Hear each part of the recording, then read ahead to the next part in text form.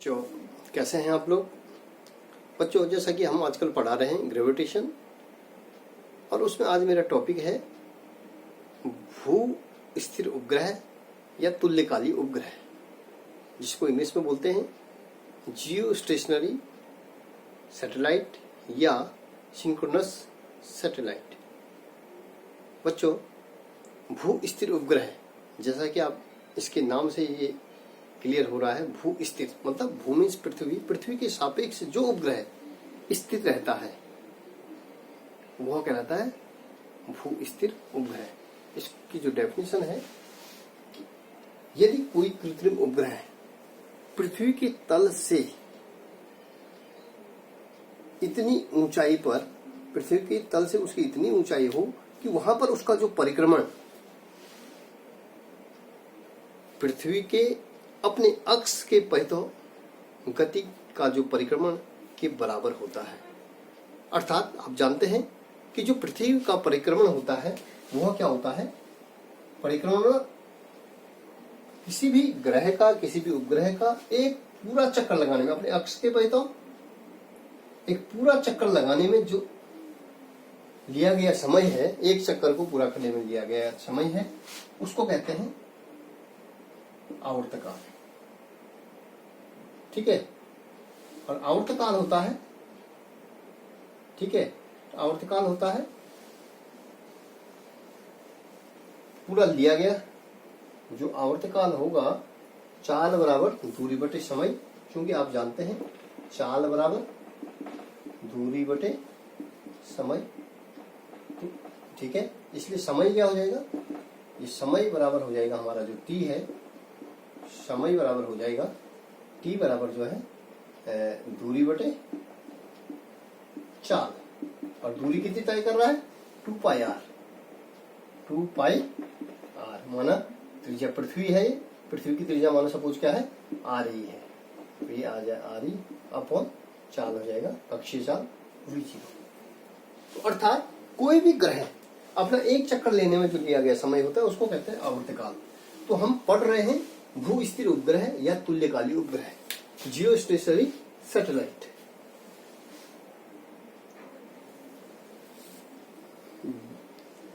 जब कोई कृत्रिम उपग्रह पृथ्वी के तल से इतनी ऊंचाई पर जो उसका परिक्रमण होगा वह पृथ्वी के सापेक्ष, पृथ्वी के अपने अक्ष के परितः गति के, अपने अक्ष के परितः गति के परिक्रमण के बराबर होगा। अर्थात कि कोई भी कृत्रिम उपग्रह एक चक्कर को पूरा करने में जब 24 घंटे ले रहा है, ठीक है, और वह पृथ्वी के सापेक्ष क्या होगा? पृथ्वी के सापेक्ष माना कोई सैटेलाइट यहाँ पे है, ए है, और इसका पृथ्वी के सापेक्ष ये पूरा चक्कर 24 घंटे में एक चक्कर लगा रहा है, 24 आवर में एक चक्कर लगा रहा है, और पृथ्वी के सापेक्ष ये क्या है? स्थिर है। तो ये कहलाएगा आपका भू स्थिर उपग्रह। पृथ्वी के सापेक्ष ये उपग्रह क्या कहलाता है? भू स्थिर उपग्रह। और इसका जो वृत्तीय कक्षा होगी, ये पृथ्वी की इसकी जो वृत्तीय कक्षा होती है, आप देखेंगे ये वृत्तीय कक्षा ये जो है वृत्ताकार होती है। इसकी जो वृत्ताकार कक्षा होती है वो भूमध्य रेखा में होती है। ये आप देख रहे हैं, ये ध्रुव है, इसको कहेंगे ध्रुव कक्षा, ठीक है, और ये होगी, इसको कहेंगे भू स्थिर कक्षा। और भू स्थिर कक्षा होती विषुवत रेखीय तल पर होती, विषुवत रेखीय तल। इसका जो वृत्ताकार जो तल होता है वो विषुवत रेखीय तल पे होता है।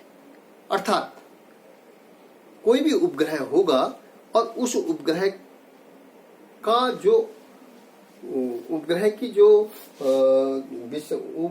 का जो वृत्ताकार तल होगा, वो किसके होगा? विषुवत रेखीय या भूमध्य रेखीय तल के अनुदिश होगा। इस तरीके से निकलेगा। ठीक है?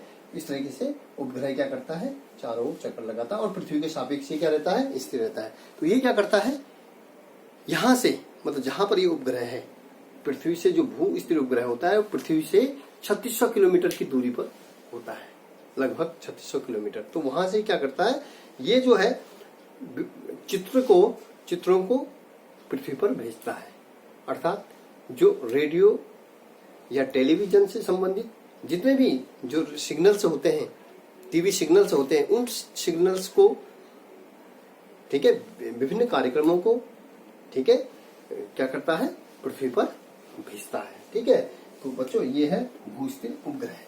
और भू-स्थिर उपग्रह में मैंने आपको एक चीज क्लियर बोल दी, यदि उपग्रह जो है विषुवत रेखा पर जो है उसका तल नहीं है, वो जी वृत्ताकार पथ यदि उसका विषुवत रेखा में नहीं है तो वह भू-स्थिर उपग्रह नहीं कहलाएगा।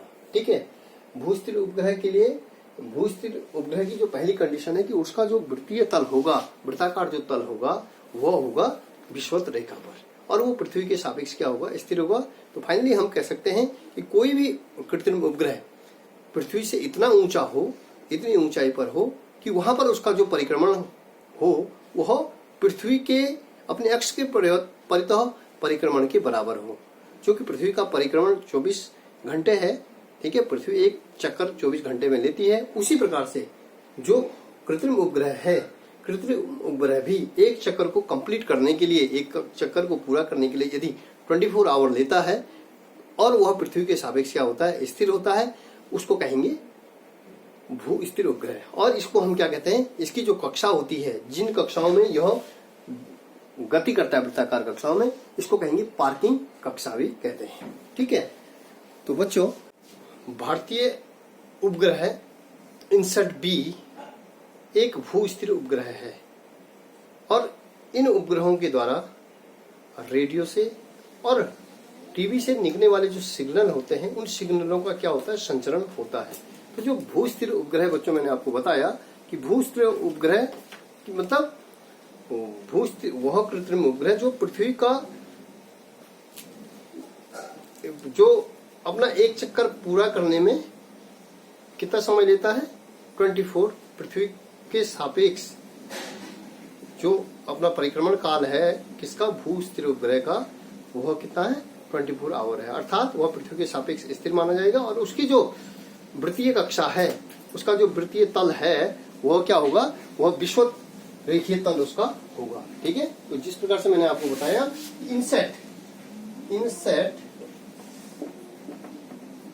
इनसैट फर्स्ट बी एक भू स्थिर उपग्रह है, भू स्थिर उपग्रह। ठीक है, अब इसके बाद हम अगला हम पढ़ेंगे ध्रुवीय उपग्रह।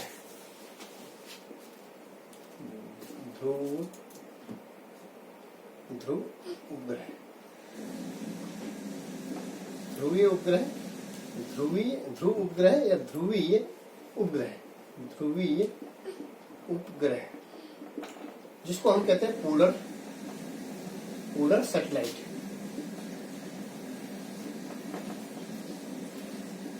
जो पोलर सैटेलाइट होता है कि जो पृथ्वी के उत्तरी और दक्षिणी ध्रुव के सापेक्ष जो क्या करता है, वृत्ताकार पथ में क्या करता है, गति करता है।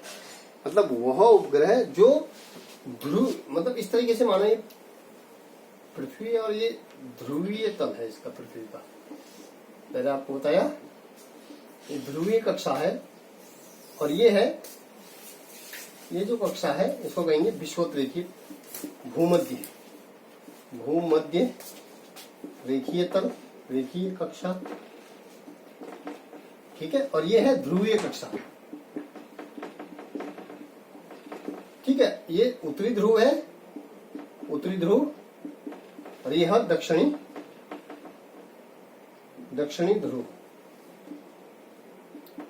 ठीक है, तो जब उपग्रह जो है किस तरीके से गति कर रहा है, उत्तरी ध्रुव से दक्षिणी ध्रुव, मतलब वह उपग्रह जो पृथ्वी के उत्तरी ध्रुव से दक्षिणी ध्रुव की ओर क्या करे, गति करे, वह कहलाता है ध्रुवीय।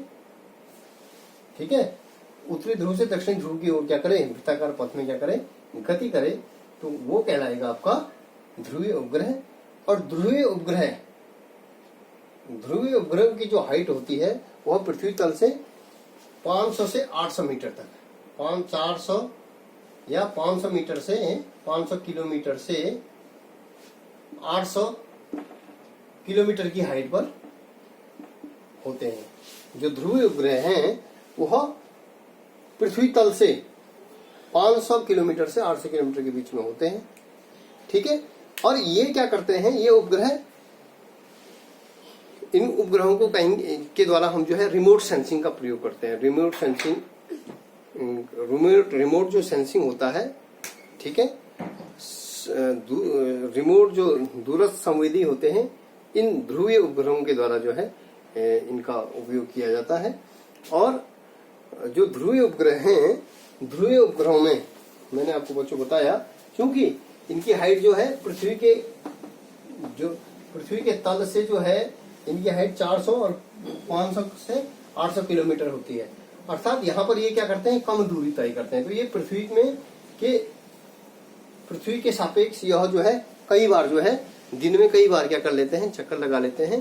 तो इनके द्वारा जो रिमोट सेंसिंग का, इन जो ध्रुवीय उपग्रह हैं, पोलर जो सैटेलाइट हैं, इन पोलर सैटेलाइट के द्वारा हम दूर संवेदी जो रिमोट सेंसिंग का उपयोग करते हैं। ठीक है, और रिमोट सेंसिंग के द्वारा जो है हम इसका जो है उपयोग किया जाता है ध्रुवीय उपग्रहों के द्वारा। ठीक है, अब जो आप देखेंगे कि जो उपग्रह होते हैं, जो ध्रुवीय उपग्रह है, उनका जो कक्षीय वेग होता है, माना जो ध्रुवीय उपग्रहों का जो कक्षीय वेग है वो है v0 बराबर √GME पृथ्वी के सापेक्ष। उन ध्रुवीय उपग्रहों का जो कक्षीय वेग है, कक्षीय वेग होता है v0 बराबर GME upon RE plus H। ठीक है, ये होता है।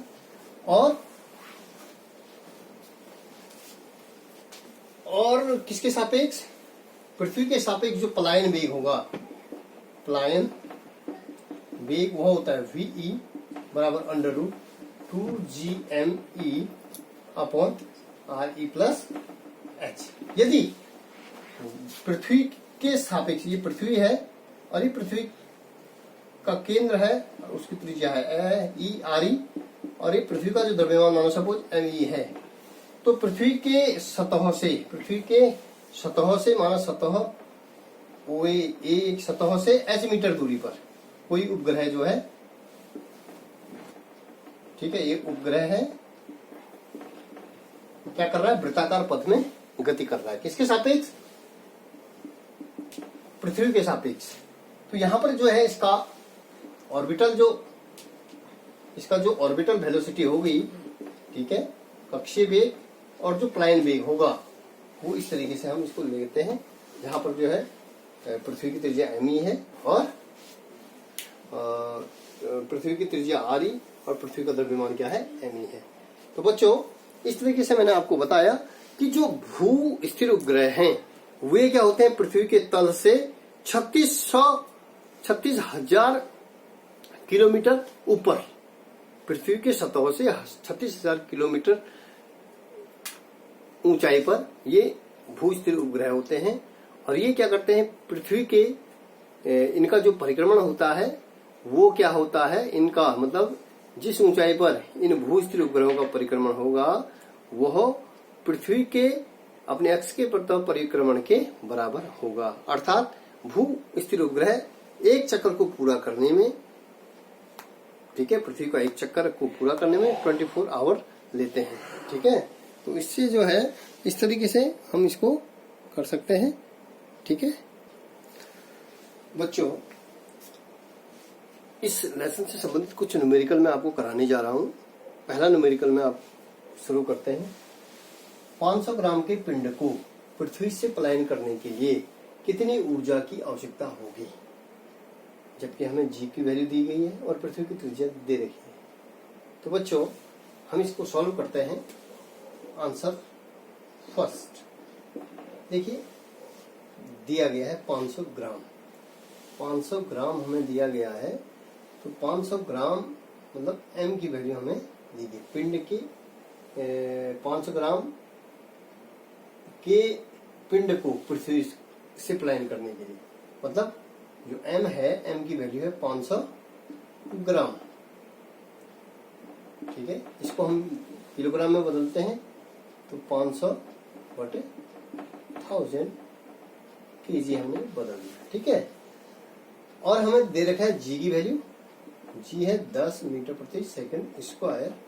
ठीक है, और r की वैल्यू दे रखी, पृथ्वी की त्रिज्या दे रखी 6.38 इंटू 10 की घात 6 मीटर। ठीक है, ये त्रिज्या हमें दे रखी है। तो बच्चों, हमने इसमें निकालना है पृथ्वी से पलायन करने के लिए कितनी ऊर्जा की आवश्यकता होती है, अर्थात पलायन ऊर्जा। पलायन ऊर्जा मैंने कहा था कि किसी भी पिंड को पृथ्वी के तल से ऊर्ध्वाधर दिशा में फेंकने पर उस पिंड को क्या करना, पृथ्वी के गुरुत्वीय क्षेत्र से बाहर कर देना, वो पिंड वापस लौट करके ना आए, वह ऊर्जा कहलाती है पलायन ऊर्जा। तो अर्थात जब हम किसी पिंड को पृथ्वी के सतह से,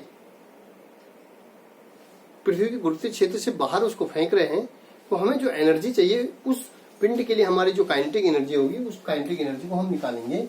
तो ये ई के जो काइनेटिक एनर्जी होगी वो होगी 1/12 m, और उसका जो पलायन वेग है वो है आपका VE²। ठीक है, चूंकि आप जानते हैं पलायन वेग होता है VE बराबर हो जाता है V बराबर √2G/a। ठीक है, जो हमारा जो पलायन वेग होता है किसके बराबर होता है, √2G/a। ठीक है, अब यहां पे देखते हैं v की वैल्यू, पृथ्वी का जो पलायन वेग होता है वो मैंने आपको बताया कि पृथ्वी के सतह से किसी पिंड को पृथ्वी के गुरुत्वीय क्षेत्र से बाहर करना। ठीक है, अर्थात वह पिंड वापस लौट करके नहीं आए, वह ऊर्जा कहलाती है, वह न्यूनतम ऊर्जा जिसके द्वारा किसी पिंड को पृथ्वी के सतह से बाहर कर दिया जाए। ठीक है, तो वो पलायन ऊर्जा होती है V बराबर √2G/e। अब हमारा जो है, हमने पिंड को गुरुत्वीय क्षेत्र से बाहर करना है। ठीक है, पलायन करने के लिए कितनी ऊर्जा, तो हमारी जो काइनेटिक एनर्जी हो जाएगी E के बराबर हो जाएगा 12 mv²। v हमारे पास है √2G/e का होल स्क्वायर। ठीक है, तो ये हो जाएगा हमारा, इसको हम सॉल्व करते हैं तो ये हो जाएगा 1/2m, वर्ग से वर्ग कैंसिल, इंटू 2G/e। 2 से 2 क्या हो गया, कैंसिल हो गया, तो ये हो जाएगा काइनेटिक एनर्जी बराबर हो जाएगा E के बराबर mg/e। अब देखिए, पृथ्वी के सतह से 500 ग्राम के पिंड को, m की वैल्यू हमारे पास दे रखी 500 ग्राम, जिसको हमने किलोग्राम में बदल दिया। ये हो जाएगा हमारा, m की वैल्यू हमने दे रखी है 500/1000। ठीक है, इंटू g की वैल्यू है होगी 10, इंटू re की वैल्यू है, re की वैल्यू हमारे पास जो है 6.38 इंटू 10 की घात 6 मीटर है। ठीक है, अब हम इसको जो है कैलकुलेट कर लेंगे। 500 से ये 5/10 हो गया। ठीक है, तो इसको हम और 10 से 10 क्या हो गया, 2 0 से 2 0 कैंसिल। ठीक है, 5 5 दूना 10। ठीक है, 2 से 5 हम इसको कैंसिल कर देते हैं, 2 पंजी 10। तो ये हो गया बच्चों हमारा, ये हो गया जो काइनेटिक एनर्जी होगी। ठीक है, वो जो पलायन ऊर्जा जिसके द्वारा पिंड को हम गुरुत्वीय क्षेत्र से बाहर कर रहे हैं, वह हो जाएगा 5 इंटू 6.38 इंटू 10 की घात 6। तो ये हो जाएगा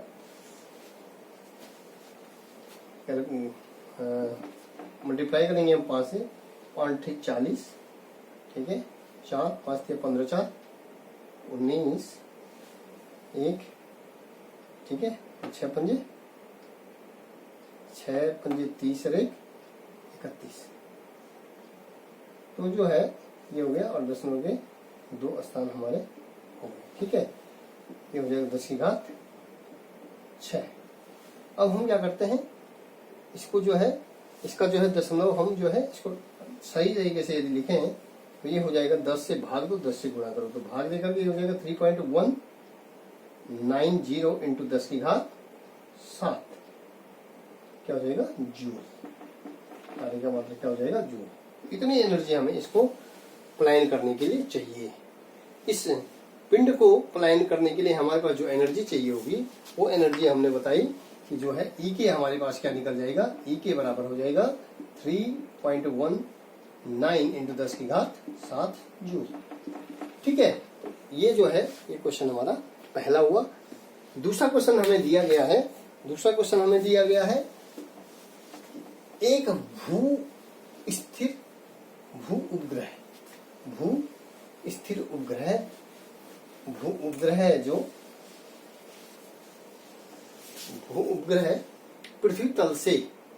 पृथ्वी का जो उपग्रह पृथ्वी तल से 1800 किलोमीटर की ऊंचाई पर परिक्रमा कर रहा है। पृथ्वी की त्रिज्या 6300 किलोमीटर है। पृथ्वी तल पर गुरुत्वीय त्वरण जी की वैल्यू हमारे पास दे रखी है। ज्ञात कीजिए ग्रह का कक्षीय वेग। और ग्रह का जो कक्षीय वेग होता है, ग्रह का जो कक्षीय वेग आप जानते हैं, इसका आंसर हम करते हैं, इसको सॉल्व करते हैं। आंसर 2, क्वेश्चन नंबर 2 का जो आंसर है हमारे पास दिया गया, आर ई दे रखा है 6300 किलोमीटर, जी हमारे पास दे रखा है 10 मीटर प्रति सेकंड स्क्वायर। ठीक है, और हमारे पास जो है पृथ्वी तल से ऊंचाई एच की वैल्यू दे रखी है 1800 किलोमीटर। ठीक है, ठीक हो गया। तो हमें क्या निकालना है, इसका कक्षीय वेग निकालना है। और क्योंकि आप देखते हैं कक्षीय वेग होता है, कक्षीय वेग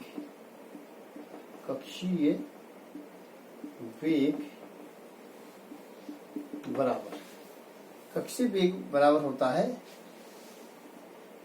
कक्षीय वेग हमारा जो निकलेगा, कक्षीय वेग हमारा होगा, कक्षीय वेग होता है जी,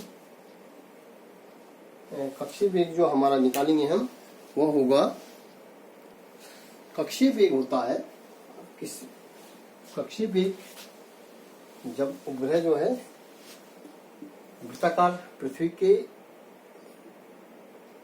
सापेक्ष जो है किसी अक्ष के पर तो क्या कर रहा है, गति कर रहा है। वृत्ताकार जब पृथ्वी के चारों ओर वृत्ताकार कक्षा में क्या कर रहा है, गति कर रहा है।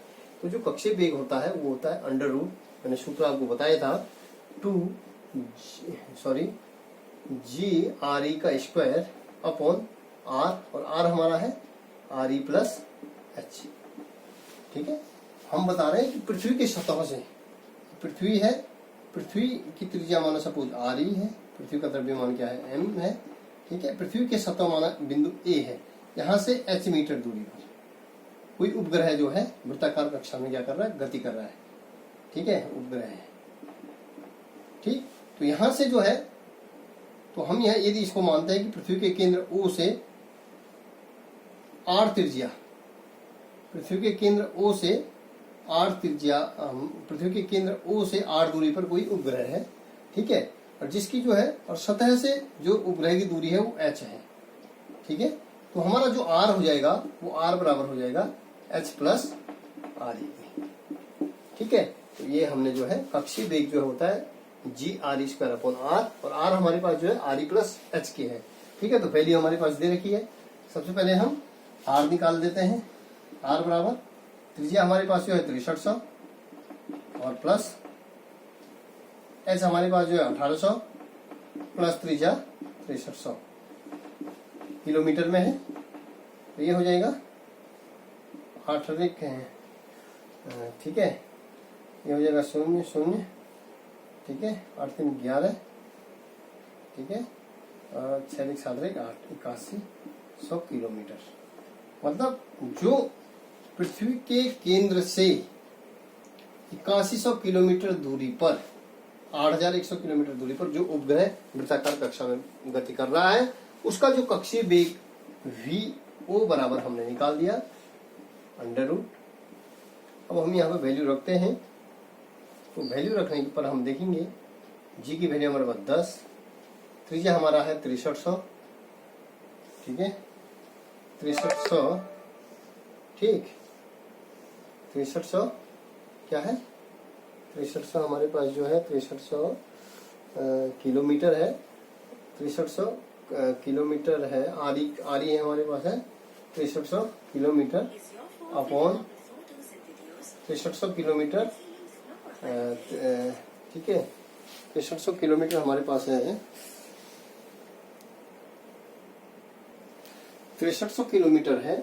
इसको जो है हम क्योंकि किलोमीटर है तो इसको 10 की घात 3 में हम बदल दे रहे हैं, तो ये हो जाएगा आर ई का square upon R E plus H हमारे पास क्या है 8100, इसको किस में बदलेंगे मीटर में बदलेंगे तो ये हो जाएगा 10 की घात 3, ठीक है। तो हमारा जो है ये निकल गया।